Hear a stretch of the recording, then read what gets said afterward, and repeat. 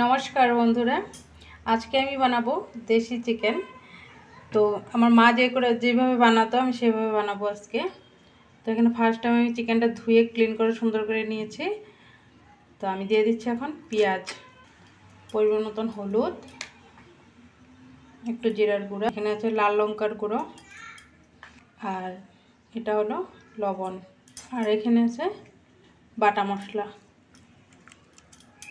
আর একটু দিয়ে দিচ্ছি সরষের তেল,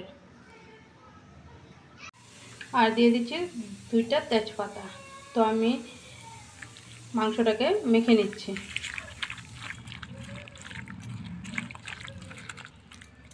তো মাখা হয়ে গেছে আমার, তো একটু টাইম রেখে দিব। তেল গরম হয়ে গেছে, তো আমি আলুগুলো ভেজে নিচ্ছি।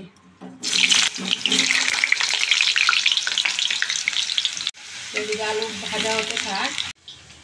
এখানে মশলা জিরা, ধনিয়া, আদা কুচানো, পাকা লঙ্কা, কাঁচা লঙ্কা আর রসুন, মশলাগুলো আমি বেটে নিচ্ছি। আলু ভাজা হয়ে গেছে, তো আমি তুলে রাখবো। এখন আমি আলু ভাজা কড়াইতে দিয়ে দিচ্ছি গোটা মশলা, শুকনো লঙ্কা 2টো, আর দিয়ে দিচ্ছি এখানে একটা পেঁয়াজ।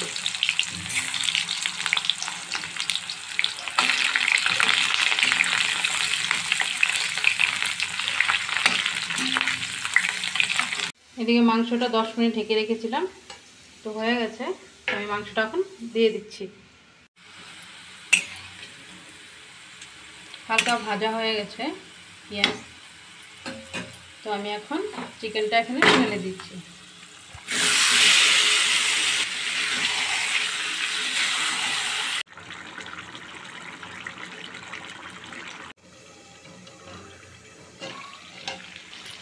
মাংস কষানো হয়ে গেছে। মাংস কষাতে কষাতে একটা কথা মনে পড়লো আমার দাদার কথা। তো বাড়িতে যখন মাংস আনতো, মা রান্না করতো এভাবে। যখন পড়াশোনা করতাম আমি আর দাদা একসঙ্গে বসে, তো দাদা বলতো আমাকে, তো বলুন চল, মার মাংস কষানো হয়ে গেছে, চল 2টা খাইয়ে আসি। তো এটাই আর কি, মনে করে কখনো কখনো দাদার কথা।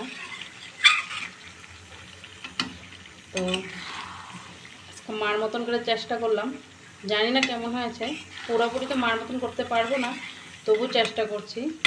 তো মা, তোমাকেই বলছি, তোমার মতন তোমার হাতে তো আর মাংস খাওয়া হবে না। তো দেখো কেমন হয়েছে, কমেন্ট করে বলো। তোমার স্বাদের মতন হবে না, তোমার হাতের মতন তো আর রান্না করতে পারবো না, তবু চেষ্টা করছি।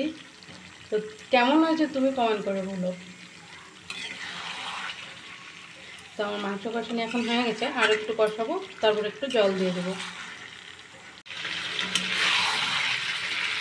দাদার জন্য আর আমার জন্য মা এইভাবে 2 টুকরো করে কষানো মাংস উঠিয়ে রাখিয়ে রেখে দিত। টুক করে দিয়ে খেয়ে আবার চলে আসতাম, পড়তে চলে আসতাম। কি সুন্দর দিন ছিল সেগুলো, সত্যি খুব সুন্দর দিন ছিল সেগুলো।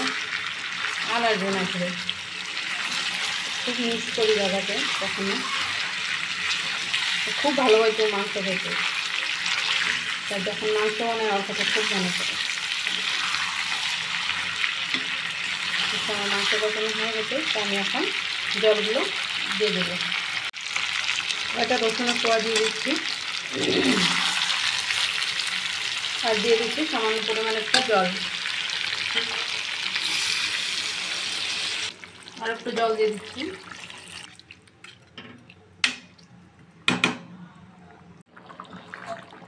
তো এখানে ভেজে রাখা আলুগুলো এখানে দিয়ে দিচ্ছি।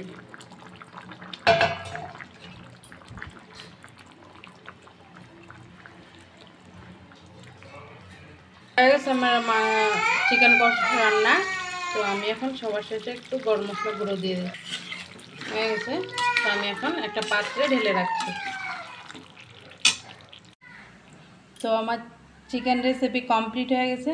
তো রেসিপিটা কেমন লাগলো কমেন্ট করে অবশ্যই বলবেন। রেসিপিটা যদি ভালো লাগে থাকে একটা লাইক, কমেন্ট, শেয়ার আর সাবস্ক্রাইব করে দেবেন। তো তো আজকের জন্য আসি, নতুন আরেকদিন আসবো নতুন একটা ভিডিও নিয়ে। ততদিন ভালো থাকবেন, সুস্থ থাকবেন।